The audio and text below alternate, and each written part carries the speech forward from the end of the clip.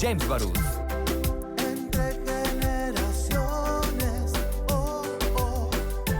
Muy buen día tengan todos ustedes. Excelente martes con sabor a lunes. Para todos aquellos que pudieron disfrutar de un fin de semana largo y descansar, bienvenidos. Buen inicio de semana. Mi nombre es Omar Juárez y les doy la bienvenida a Entre Generaciones, el único programa a nivel nacional con perspectiva generacional. Y el día de hoy vamos a estar hablando de tres temas grandes, tres temas importantes. Las inundaciones en Tabasco y en el sur del país. Pemex y todo este relajo que traen con el reparto de utilidades. Y Trump aceptó la derrota. A medias, pero la aceptó. Y para hablar de estos temas, quiero dar la bienvenida a quienes nos acompañan el día de hoy. En primer lugar, a quien representa a la generación X, él es abogado Aldo Rivera. Aldo, buen día, ¿cómo estás? Muy bien, mucho gusto, muchas gracias. Aquí a la orden. Excelente, Aldo. También que es tu primera vez, Aldo, felicidades y bienvenido a Entre Generaciones. Y también quien se está estrenando el día de hoy, millennial, también abogado, Mauricio Corona. Mauricio, buen día, ¿cómo estás? Omar, buenos días. Emilio, Aldo, buenos días. Un gusto compartir aquí el micrófono con ustedes. Excelente, gracias, Mauricio. Y quien ya casi también es abogado, representando a la generación Centennial, Emilio Avilés, buen día, ¿cómo estás, Emilio? Hola Omar, mucho gusto de volver a estar aquí. Buenos días Omar, Aldo, y pues aquí estamos. Excelente. Entonces, ¿qué les parece? Sin más preámbulos, vamos arrancándonos con el primer tema. El primer tema es las inundaciones en el sur del país. Lluvias continuadas, intensas durante días, han dejado a más de 300,000 damnificados en Chiapas y Tabasco. Una situación lamentable, pero también una situación que requiere del actuar del gobierno y que ha habido ahí algunos bemoles precisamente en este actuar. Pero primero, Aldo, ¿qué opinión te merece esta situación que están viviendo en el sur del país? Bueno, pues es lo que siempre ha sido el pan de todos los días de esa zona, ¿no? Del sur del país, del sureste, donde las condiciones geográficas, las condiciones pues de tanta lluvia, obviamente que requieren no solamente de la atención de las autoridades locales, sino también de las autoridades federales. Pero hay una atención que ha sido rezagada durante décadas. Tenemos pues que la cuestión de la infraestructura hidráulica de esas zonas para el desasolve de los ríos, etcétera, siempre ha habido bastantes carencias, nunca se ha desarrollado de la mejor forma y ahí tenemos como resultado lo que está sucediendo ahorita en Tabasco, ¿no?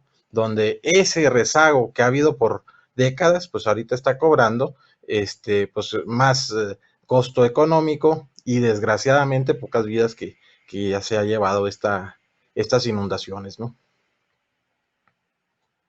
Aldo, es un tema que ya sabemos, ¿no? Ya cada año existe el riesgo de que esta zona sea afectada precisamente por el clima, pero ¿y dónde están las acciones preventivas, Mauricio? ¿Dónde está ese actuar para prevenir precisamente este tipo de desgracias?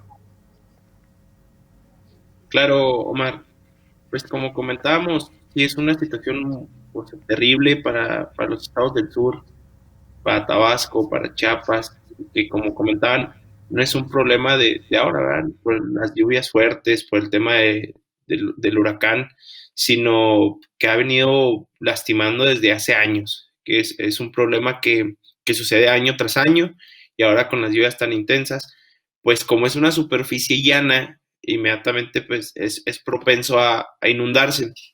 Y sí, aquí sale a relucir pues ¿por qué no? Es un desastre que a lo mejor se pudo haber evitado. Entonces, con las acciones de los gobiernos, tanto actuales, pasados, es lo primero que empieza, ¿no? A echarse la bolita, el gobierno actual, tanto el gobierno como el gobierno federal, va a decir, no, es que fueron los anteriores, y así se la llevan, y los anteriores no, ahora, mucho.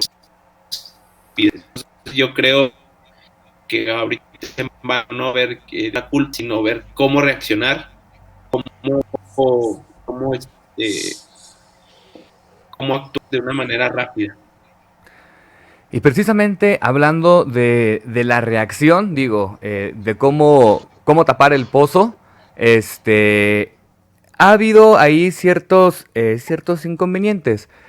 El gobernador de Tabasco reclama negligencia criminal por parte de la CFE en relación a las presas que ha ocasionado que 3 municipios se inunden, ocasionando con esto pérdidas millonarias y decesos. Emilio, ¿hay que tomar responsabilidad o se están pasando la pelotita? Pues fíjate que así como lo menciona Mau, pues los gobiernos siempre se van a estar pasando las pelotitas, ¿no? Entonces no hay como quien tenga el valor de asumir la responsabilidad pues, de lo que está sucediendo en su gobierno. Sin embargo, hace poco el presidente Andrés Manuel subía algunas imágenes ahí a sus redes sociales donde aparecía que estaba dando algunas vueltas en el helicóptero viendo pues las inundaciones, cómo se estaban desarrollando. Entonces, se me hace muy irónico que sube a su Instagram que aquí, pues, en mi tierra y en mi agua.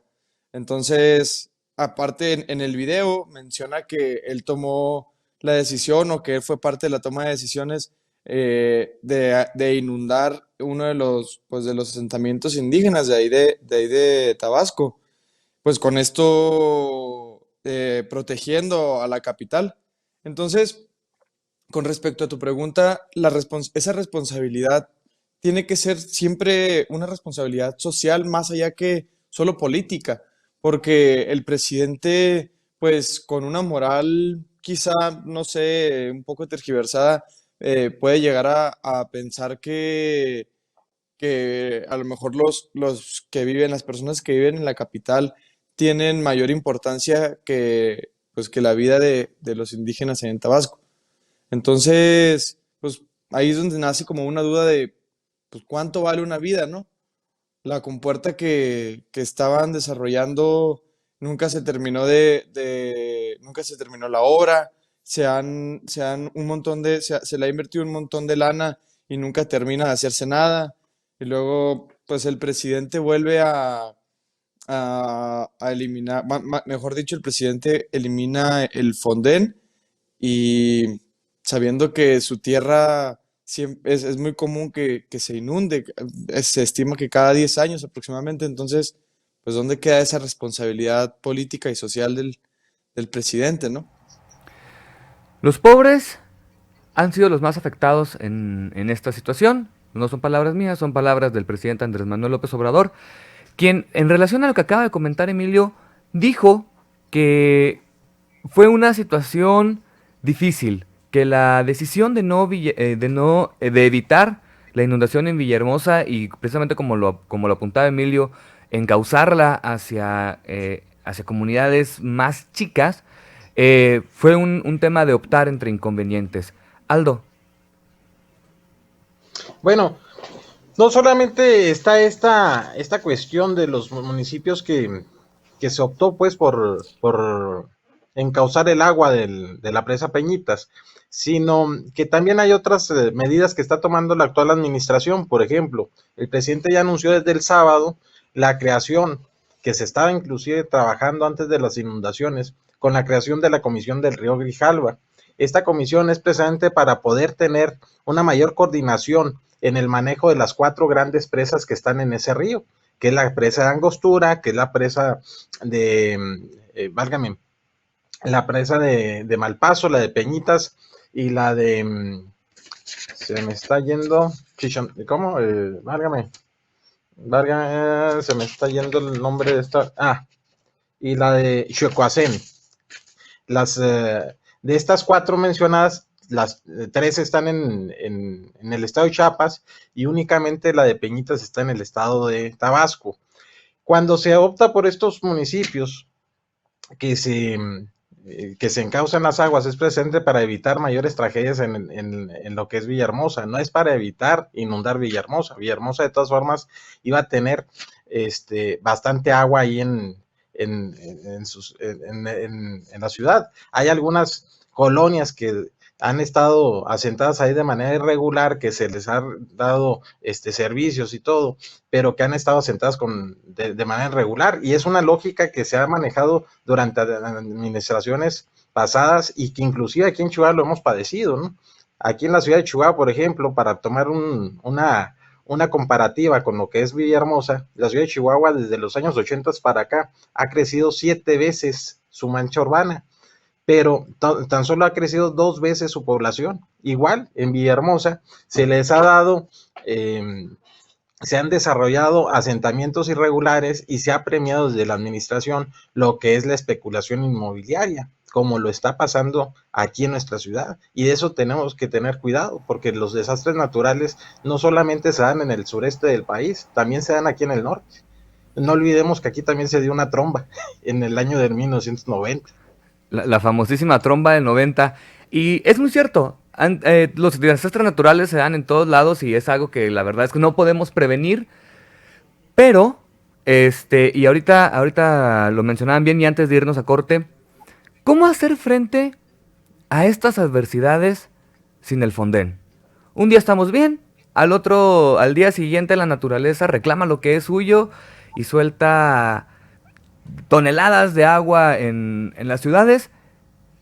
¿Cómo le vamos a hacer frente ahora sin el Fonden, Mauricio?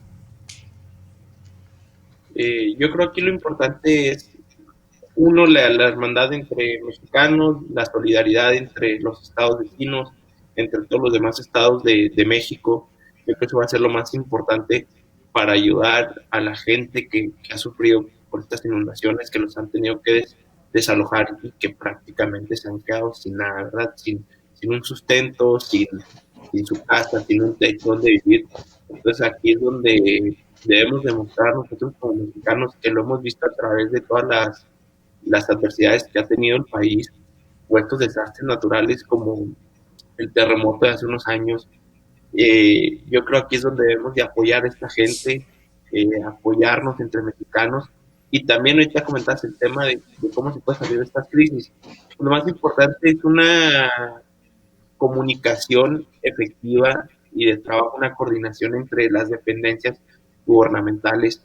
Ahorita comentaba, Omar, el tema de la Comisión Federal de Electricidad, que el gobernador le decía que había sido una negligencia criminal. Y bueno, volvemos a lo mismo, en dar este tipo de declaraciones tan duras no abona en nada, ¿no? A la solución del problema. Y también sale el director de la comisión a decir que no, pues yo no manejo las presas, entonces la culpa es la Comisión Nacional de Aguas. Entonces yo creo que ese es el principal problema, ¿no? Volvemos al mismo tema de todo el mundo se echa la bolita, tú tienes el problema, no tú lo tiene tal dependencia, lo tiene la administración, no esta pasada, sino la anterior, y así se la lleva. Entonces, ahorita se necesita ya no voltear al pasado, actuar inmediatamente ahorita. Ahí se comentaba de un apoyo de dinero, ¿verdad? Para 38,000 personas, familias. Esa es una buena opción, a lo mejor inmediata, y ver qué es lo que se va a hacer para ahorita para drenar ahí los ríos y las presas. Excelente.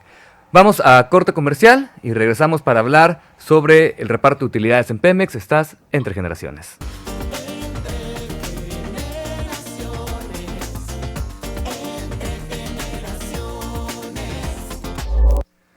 Estamos de regreso entre generaciones. Estamos aquí platicando con Mauricio, con Aldo y con Emilio. Y en el segundo bloque vamos a hablar sobre el reparto de utilidades en Pemex. No es precisamente Pemex quien trae la noticia, es una unidad independiente que se llama PMI Comercio Internacional, que es filial de Pemex. Pero aquí la cuestión está en que hace algunos días se filtró la noticia de que habían pedido de manera obligatoria devolver el reparto de utilidades que les habían entregado en mayo a sus empleados, aproximadamente unos 250 a 270 empleados, por un monto de casi $1 millón.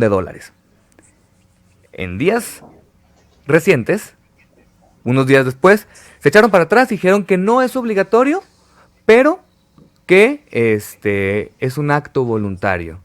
Emilio, ¿A quién se le habrá ocurrido esa pésima idea, no? Es decir, claro que se está violando un derecho constitucional y, y el hecho de que salgan a pedir, pues ahora sí que obligatoriamente la devolución de este dinero, pues, y que lo quieren direccionar o lo quieren inyectar a la construcción de hospitales para los trabajadores. Eso es lo único que nos hace saber, pues es que entonces no estaban preparados para una negligencia de este tipo, para un problema de este tipo. Entonces, ahora tienen no nomás un problema, tienen dos problemas, que es el primero que están tratando de obligar a sus empleados a que hagan estas devoluciones y que aparte todavía tienen el descaro de decir, no se preocupen, ¿sabes qué? No va a ser obligatorio, va a ser voluntario. Y la segunda, pues que no estaban preparados en cuestión de infraestructura, con hospitales y con el personal médico para poder tener de alguna manera con un buen servicio a sus trabajadores. el pedirles, primero de manera obligatoria y luego ya después abriéndolo de manera voluntaria, pero el pedirles a los empleados que devuelvan esas utilidades, ¿es por un acto de solidaridad, tal vez?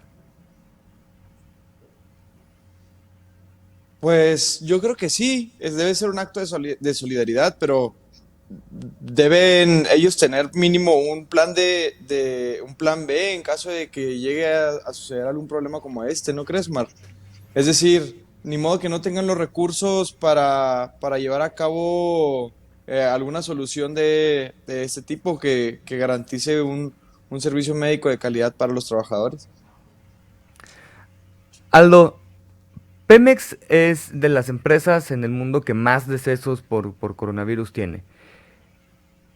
¿Qué los habrá motivado a tomar esta medida de solicitar el reparto de utilidades? A ver, primero, como tú lo acabas de mencionar ahorita cuando empezamos con este bloque, esto no es de Pemex, esto es de PMI Comercio Internacional, Sociedad Anónima de Capital Variable. Es una empresa distinta. Pemex es una empresa productora del Estado. Así se le llama el término de manera constitucional. Entonces, no es Pemex la que está tomando esta medida, es una subsidiaria, es una particular creada en 1989 en el gobierno de Carlos Salinas de Gortari.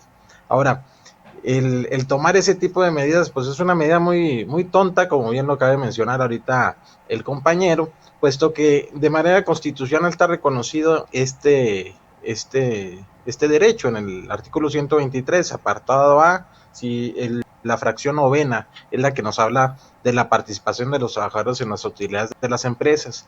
No lo tiene el apartado B. En el caso de Pemex como empresa productora del Estado, no se tiene lo de las utilidades, por eso no hay que confundir ese tipo de circunstancias. Uno es Pemex y otro es PMI Comercio Internacional. Ahora, me gustaría también aprovechar este momento para también darle un poquito de contestación a lo que decía Mauricio en el bloque anterior. Claro que las administraciones pasadas tienen cierta responsabilidad y se tiene que fincar las responsabilidades necesarias. No solamente a la administración presente, que también se le tiene que fincar las responsabilidades cuando cuando se hayan incurrido en ellas, pero también las administraciones pasadas tienen mucho que ver en las inundaciones que se están presentando en el sureste del país. Como cuando se pasó las inundaciones en el 2008, se vieron que había muchos bordos, muchos diques que no se habían construido, que cuando se empezaron a buscar las ruinas, ni siquiera las ruinas existían, porque nunca se habían construido, pero sí aparecían en el mapa, ¿no? Entonces, igual en esta ocasión también se están encontrando vacíos donde deberían de haber ruinas sobre infraestructura hidráulica, y eso es lo que no se vale, obviamente, de que las Ma- administraciones pasadas digan, no, nosotros ya pasamos, a nosotros ya no nos volteen a ver. Claro que hay que voltearlos a ver y pedirles cuentas. Mauricio. Gracias, Omar. No, totalmente, Aldo, en eso estoy de acuerdo contigo. No los exime de responsabilidad, ¿verdad? Eso sí, de hecho, se tiene que investigar y ojalá y se encuentren culpables. De hecho, ahí se hablaba acerca del tema de unos fondos que se desvió, ¿no? Para este tipo de desastres y no saben en dónde quedaron, ¿verdad? Y que poco a poco fue menos el recurso que fue llegando a estos estados. Entonces, eso sí, estoy totalmente de acuerdo contigo, no se tiene que eximir ninguna responsabilidad, que se investigue a fondo, pero ahorita lo urgente es ayudar a esta gente a que perdió sus casas, a que puedan tener otra vez de vuelta su vida a un techo mínimo para poder subsistir. Y Así es. regresando al tema del bloque, Mauricio, ¿crees que esta idea, por no catalogarla, pero esta idea de solicitar a los empleados el reparto de utilidades tenga que ver con las declaraciones del presidente López Obrador de que él va a devolver su aguinaldo a las arcas? Mira, es un tema muy interesante lo que se dio con estas declaraciones del regreso de utilidades y el que se iba a volver a depositar de regreso los aguinaldos. Vivimos en una era de la posverdad, donde ya no sabemos qué es verdad y qué es mentira, ¿verdad? Que son estas famosas fake news y que afectan mucho a la población. Lo primero que se buscó, y yo creo de manera errónea, es que se empieza a filtrar esta noticia como que Pemex, y Pemex obligó a sus empleados. Bueno, o sea, estamos de acuerdo que Pemex tiene pérdidas anuales muy grandes, muy importantes. Entonces la gente fue lo primero que dijo, oye, ¿cómo que Pemex con utilidades? Y la segunda es cómo ahí sí la gente que está en contra del presidente de Manuel López Obrador, pues sí se vio con argumentos muy bajos, con un debate muy bajo, luego queriendo atacar al presidente, queriendo atacar a la administración, queriendo atacar a Pemex, cuando pues, era una mentira, ¿no? Y yo creo que si hablamos del fondo, si es para ayudar a hospitales, sobre todo a compañeros que han sufrido de esta enfermedad que a todos nos ha afectado bastante y que los hospitales han sido, que están saturados actualmente los hospitales de Pemex. Entonces yo creo el fondo, si nos preguntaran a todos, yo creo sin dudarlo apoyaríamos. Pero la forma yo creo no fue la correcta, como se les solicitó a los empleados, la forma en obligarlos, ¿no? Y decir, y si no estás de acuerdo, pues dime por qué. Entonces ahí estamos, ahorita comentaba Emilio, los cuatro somos abogados, entonces claramente sabemos que es una violación a un derecho constitucional, entonces algo que sea ilegal pues nunca va a estar correcto, aunque el fondo sea para apoyar a más gente. Entonces hay que tener mucho cuidado con ese discurso. Y también hay algo que sale el presidente a desmentir en una mañanera y comenta que lo están atacando y que los periódicos lo utilizan. Bueno, es un discurso que hay que tener mucho cuidado. Sí, la oposición también tiene argumentos muy chafas, ¿verdad? O sea, eso de que se le está obligando, pues no manches.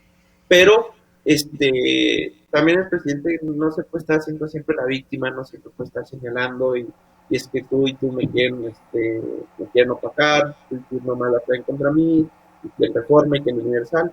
Entonces yo creo que es preocupante ese discurso del presidente, hay que mejor salir a desmentir, con pruebas y sobre todo informar, él es la primera autoridad de nuestro país y yo creo que es el primero que debe mantener informar a la gente como lo hacen estos ejercicios tan importantes que son la mañana. Emilio, ¿crees que se pudo haber manejado de una manera distinta esta petición de forma tal que no causara molestia y que no causara revuelo? Sí, por supuesto que sí, Omar. Primeramente porque, bueno, a los trabajadores, ¿quién les garantiza que se está ofreciendo un servicio médico de calidad? Ya estamos tocando ahorita el tema que Pemex es una de las empresas que más decesos tiene a nivel mundial, es decir, ni siquiera a nivel nacional. Entonces, bueno, más decesos obviamente por el tema de COVID-19. Entonces, a los empleados, ¿quién les garantiza que Pemex está ofreciendo un buen servicio médico? Ahora, las plataformas marinas que tiene Pemex en este momento, muchos de los empleados están están compartiendo dormitorio, hasta 5 o 6 empleados están compartiendo dormitorios en espacios muy, muy pequeños. Luego, en las cafeterías de las plataformas marinas hay decenas de empleados comiendo sin ventilación. Entonces, ahí entra no solamente un tema, pues, de si se está violando un derecho constitucional a los empleados por quererlos obligar y de que devuelvan una parte de su ingreso. También se está violando un derecho humano en la cuestión de las condiciones laborales que se están desarrollando o que tienen los empleados en las plataformas marinas. Entonces, aquí yo creo que más allá de hacer un buen manejo en la petición, también hay que tomar en cuenta la razón por la que están habiendo decesos por COVID-19. Yo como empleado de Pemex obviamente me negaría, y no por el hecho de ser o no ser solidario con mis compañeros, sino por el hecho de, me negaría a dar parte de mis ingresos a, a una filial que como tú decías, que como decía Aldo precisamente, ni siquiera tiene los colores digamos, de México, o sea, ni siquiera tiene los colores, ni siquiera hay una persona a la que quizás pudiéramos llegar a responsabilizar en caso dado de algo. Porque entregarle 18 millones de pesos o 20 millones de pesos a una persona para que hagan ampliaciones hospitalarias sin mostrar resultados positivos, pues claro que no causa certeza y eso a todos los empleados, o al menos si yo me pusiera en su posición como empleado, yo me negaría a hacer esa aportación. Antes de irnos a corte comercial, Aldo, ¿cómo podría PMI Comercio Internacional o Pemex o quien sea que manejen en dado caso el recurso, cómo harían precisamente para darle respuesta a lo que está comentando Emilio? ¿Cómo hacerle para dar certeza de que tu aportación voluntaria, diagonal obligada o como lo quieras ver, se usó realmente para el beneficio de la comunidad de Pemex?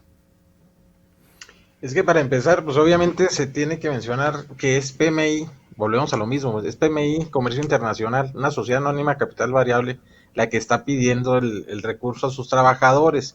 No se le está pidiendo a los trabajadores de Pemex, se está pidiendo a los trabajadores de PMI. Ahora, no hay una respuesta a ello, puesto que es una cuestión irregular. Las utilidades que ya se entregaron a sus trabajadores ya no se pueden regresar. Es un derecho y punto. No hay ninguna obligación ni obligación subsidiaria por parte de los trabajadores.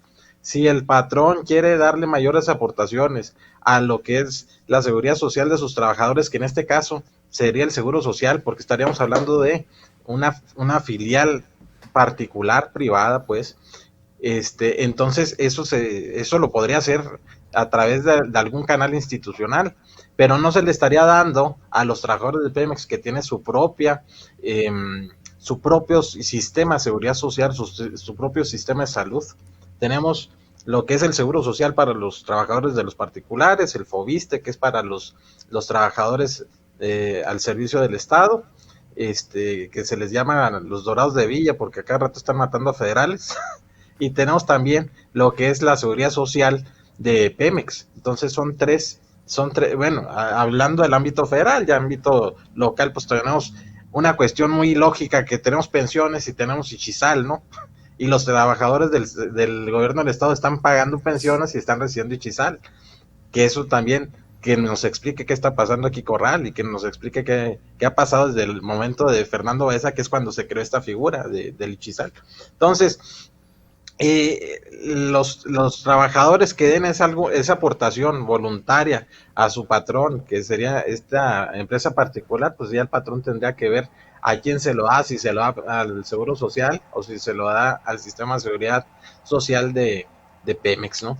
Pero sería a través del cauce institucional, ni siquiera tributario, porque tributario es sobre las aportaciones que se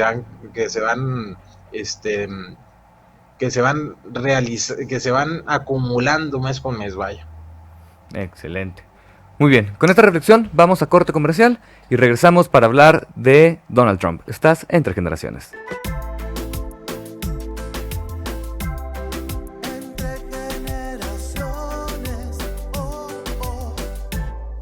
Ya estamos de regreso. Tercer bloque. Donald Trump. Donald Trump, las elecciones de Estados Unidos, un tema que hemos venido tratando desde hace ya varios meses, que le hemos venido dando el seguimiento a lo largo de todo el año.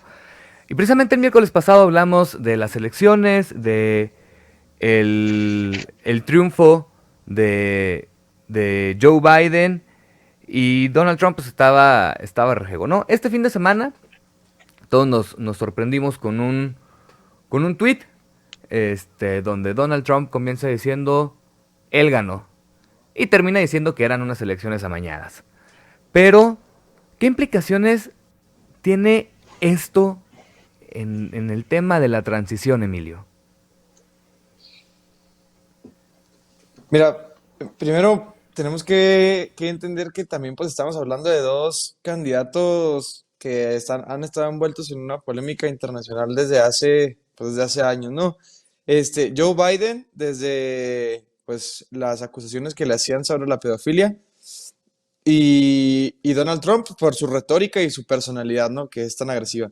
Entonces, era obvio que pues la transición iba a ser muy, pues como tú decías, muy rejega, iba a ser muy, muy tensa desde el momento en el que, pues claro que Donald Trump no va a querer dejar de ser presidente. Yo creo que a nadie le gustaría dejar de ser presidente, ser el hombre más poderoso del mundo.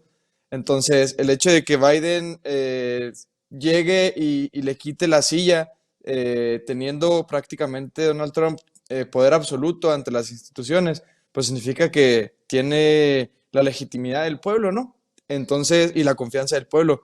Entonces, claro que Donald Trump tenía que salir a hacer sus declaraciones en contra de los resultados. Sin embargo, el hecho de que Donald Trump salga a asumir que las autoridades electorales están dando un resultado, pues quizás amañado, pues es un tiro al pie, ¿no? Es un tiro al pie porque Donald Trump entonces está afirmando que las instituciones que él gobernó y que él gobierna, porque todavía no sale, son corruptas. Por consecuencia, su sistema político electoral es corrupto. Por consecuencia, él es corrupto. Entonces, pues es a lo mejor un tema que hay que reflexionar. Muy interesante reflexión, Emilio. Y precisamente las autoridades electorales en relación a esta acusación de que estaban amañadas y todo esto, las autoridades electorales de Estados Unidos dicen que las elecciones del pasado 3 de noviembre han sido las más seguras en toda la historia de Estados Unidos. Aldo. Toda autoridad electoral siempre va a decir que hicieron el mejor trabajo, de que su proceso electoral fue el más vigilado, el más seguro, el más hermoso, el que tenía mejores lucecitas, etcétera. Entonces, pues finalmente una declaración de alguien que va a calificar su propio desempeño, pues finalmente es peca de vanidad, obviamente, ¿no? Entonces habrá que ver qué es lo que sucede. Ahora, en la cuestión de Estados Unidos hay tres fechas claves. Tenemos lo que es el 8 de diciembre, que es cuando se van a reunir los delegados del colegio electoral por primera ocasión después de esta elección. Y el día 14 de diciembre es cuando van a tener que nombrar a un presidente electo. Hasta entonces habrá presidente electo en Estados Unidos. Ahorita, si se fijan en la cuestión de Biden, los medios de comunicación, a pesar de que sean bidistas, están teniendo la cautela de decir el virtual presidente electo. Todavía no lo nombran como presidente electo. Luego habrá otra fecha, precisamente lo que mencionabas ahorita sobre la transición con Emilio. Tenemos el 5 de enero, va a haber el desempate por 2 senadurías en el estado de Georgia. Esas 2 senadurías son claves en la configuración del Senado, porque ahorita tienen 50 senadores los republicanos y 48 los demócratas. Si los si los 2 senadores de Georgia se van para los demócratas y Biden llega al poder, entonces olvidémonos ya del partido republicano, puesto que un empate entre 50 republicanos y 50 demócratas sería desempatado obviamente por la vicepresidenta de los Estados Unidos, obviamente un papel en el Senado preponderante. Entonces sería ya ahora sí el hecatombe del Partido Republicano. Entonces, a lo mejor por eso lo virulento de las declaraciones de la administración actual de los Estados Unidos para tratar de mantener el ánimo para poder rescatar algo, vaya, cuando menos el Senado, porque ya sabemos que la Cámara de Representantes, perdón, la Cámara de Congresistas, la Cámara Baja de los Estados Unidos está controlada por los demócratas. Entonces, lo único que les queda sería el Senado. Finalmente, la Corte Suprema Superior de Estados Unidos, pues la van reconfigurando quien tenga las mayorías, ¿no? Efectivamente, Mauricio, ¿ves por ahí la posibilidad de que precisamente, como lo comenta Aldo, estos dos senadores que faltan sean del Partido Demócrata y que se empiece a marcar el fin de los republicanos? Mira, yo creo la actitud de Donald Trump ya está llegando a algo que no nos hubiéramos imaginado, ¿no? Es un berrinche enorme el no aceptar la derrota. Yo creo habla mal de él, de su persona. De hecho, hay una división interna dentro del Partido Republicano por lo mismo. Entonces, yo creo que sí va a afectar el no aceptar la derrota.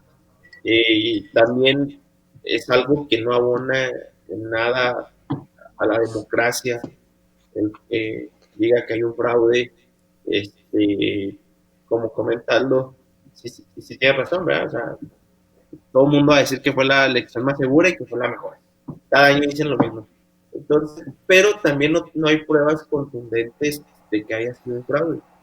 Entonces, el que un día diga que sí, que se acepta, y luego se retracte a los pocos minutos, diga, pero con fraude, pues bueno, eso habla mal del presidente, habla mal de las instituciones. Estos dos senadores, yo creo que se los va a llevar el Partido Demócrata. Esta elección hubieron muchísimos cambios, muchos récords que pensaron que nunca iban a cambiar los estados de preferencias electorales y cambiaron. Entonces vemos una elección atípica. Entonces, si ahorita en la transición, una vez que pasen la certificación electoral, que es como le llaman, a mediados de diciembre, si para enero no hay una transición correcta, una transición pacífica de coordinación, pues yo creo va a afectar mucho a los estadounidenses y por lo tanto a nosotros como país vecino y a Latinoamérica. Por ejemplo, el tema del COVID-19, el tema de las vacunas es algo que nos va a afectar, que va a afectar mundialmente. Entonces, yo creo que dentro del mismo partido republicano, dentro de los mismos gabinetes de Donald Trump, sus asesores, ya deberían de tener previsto aceptar la derrota y trabajar de manera coordinada con el presidente virtual electo.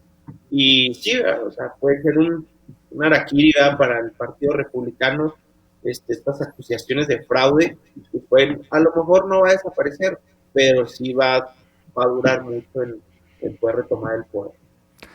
Antes de irnos a corte comercial y en una palabra porque nos está comiendo el tiempo, las declaraciones de Donald Trump son un berrinche, como se ha expresado en esta mesa, o son un reclamo genuino de la seguridad y de la democracia. ¿Emilio? Berrinche. ¿Aldo?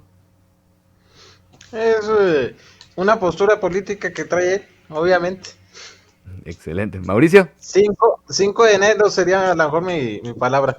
5 de enero. Excelente. ¿Mauricio? Combativo, es una persona que no le gusta perder y va a luchar hasta el último y hasta en los tribunales por esa reelección. Excelente. Vamos a corte comercial para regresar a la ronda rápida. Estás entre generaciones.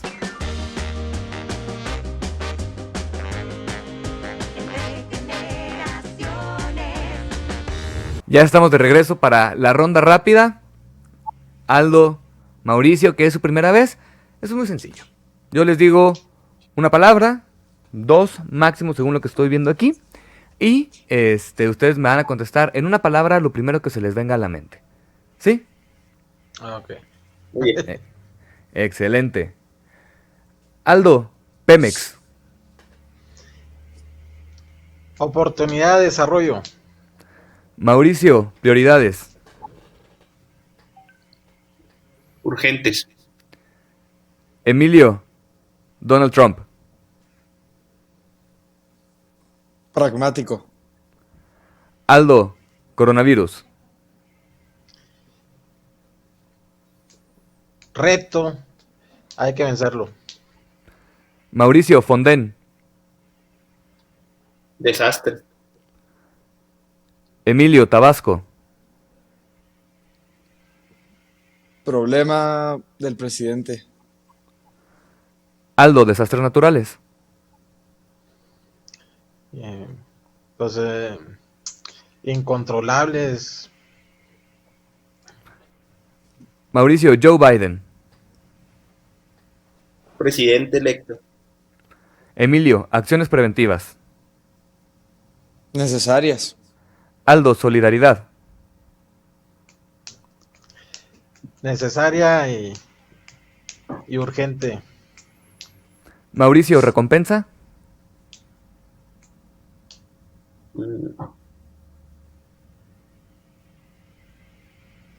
Urgencia. Emilio, democracia. Participación y libre expresión. Excelente. Y Aldo, redes sociales. Benditas.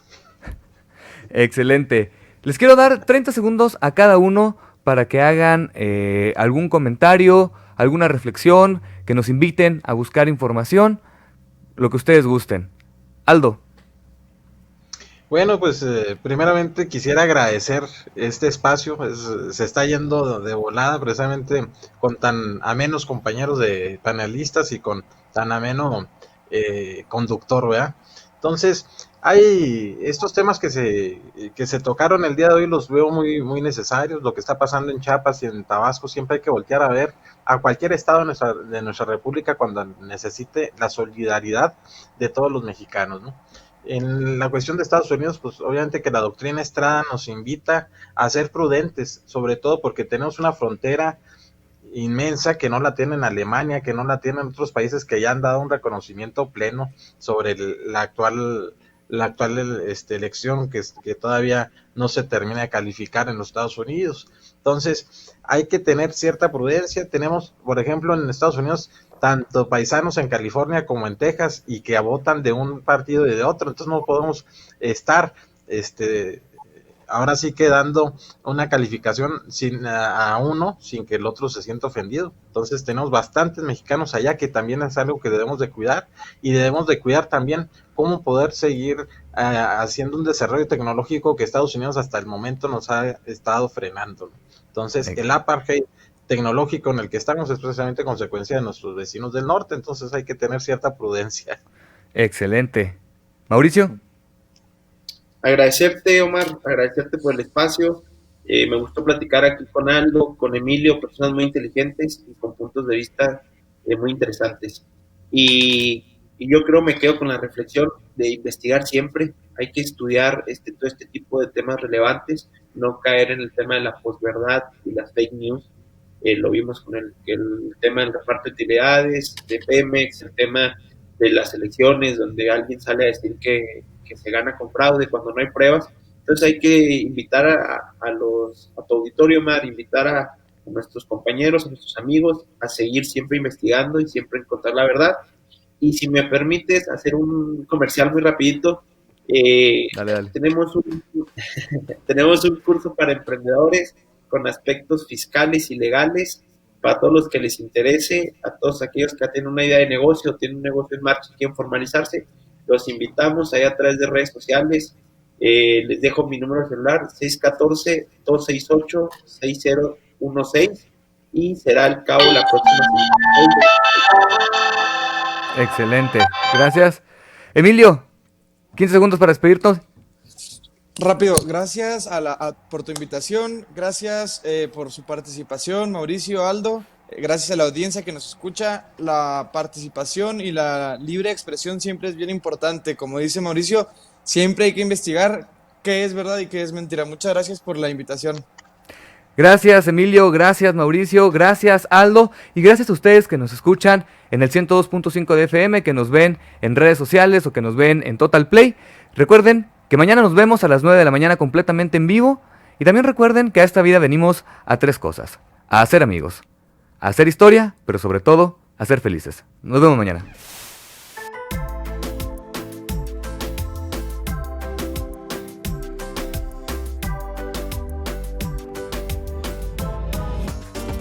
Escúchanos de lunes a miércoles de 9 a 10 de la mañana. Entre Generaciones, con Christopher James Barús.